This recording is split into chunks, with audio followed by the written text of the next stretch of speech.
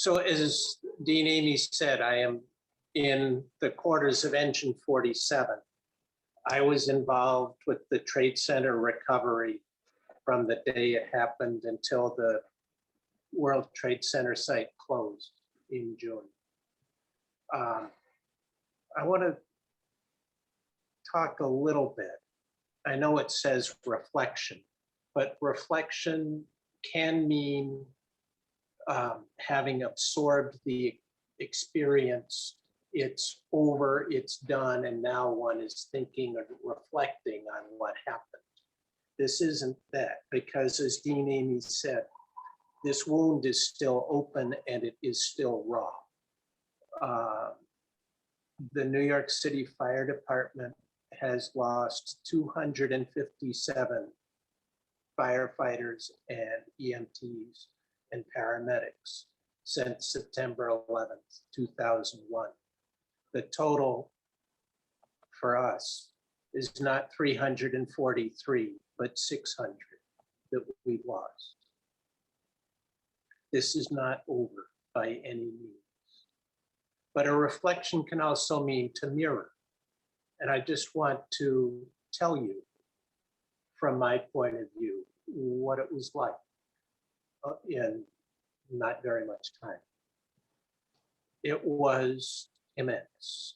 The scale of the wreckage was huge. And it was a profoundly sacred place to be. If you were on the sidewalk, you felt normal. As soon as you stepped onto the site itself, you could feel the prayers of the world focused there. It was quiet, it was profound, and it was extremely moving. One of the ways that I kept myself grounded was I had a massage every week. I saw my therapist every week. And I kept a journal. Out of that journal, I wrote a book of hours following the monastic hours. And I thought that I would read some of this to you. At the site itself, in the southwest corner, eventually there was a construction ramp that got put in. And that ramp became not only the place where construction equipment got in and out of the site as they dug deeper, but it was also the site where the remains of firefighters, police, law enforcement were ceremonially processed out. The deal was a chaplain would meet the Stokes litter carried by members of the deceased's company and the ranking chief at the site. Prayers would be said at the base of the ramp, and then we would walk the member out with whoever was there at the site lined up on the sides of the ramp, saluting, greeted by other members of the company and a waiting ambulance at the top. And I did that a number of times. So this is what I wrote. At the ramp space, 2 Stokes litters hold black bags partially filled. One open, then bagged to cover what's inside. Men in brown overalls, firefighters, resolved and resolute, uncover their heads. Machinery stopped so prayers can be heard in the clarity of stillness of night, in the great hush of space. Facing the bags, strong men in a circle around me, I pray.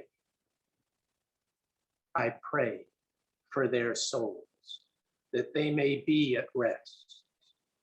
Give thanks that their bodies have been found, for their families, that anxiety may be stilled, for the men around me, that they may continue, and bless them all. Up the ramp walking, feeling my shoes in the dirt, in procession. The open back of the ambulance, litters inside, reverently, carefully placed. Doors open for prayer, uncover again.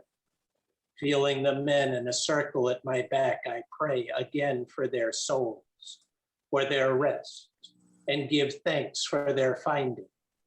For the men, touching each bag, I bless.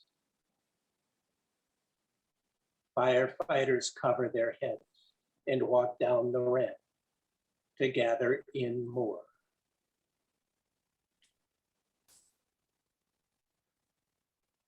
One of those processions took place at dawn on Palm Sunday in 2002. The sun hadn't yet risen high enough to shine directly into the pit. And we were not in darkness, but we were not in sunshine either. And I said my prayers, and we started to walk. And halfway up the ramp on Palm Sunday, we walked out of the shadows of the pit, out of the shadows of death, into sunlight and warmth. And if ever I wanted an image of the resurrection, that Palm Sunday morning was it. There was goodness, the best of humanity on the site, in all the people that came to search, to dig, to breathe the toxic air, to help, to find just one fragment of human flesh so that a family could have peace. Everyone did their best there because you didn't want to let anybody down.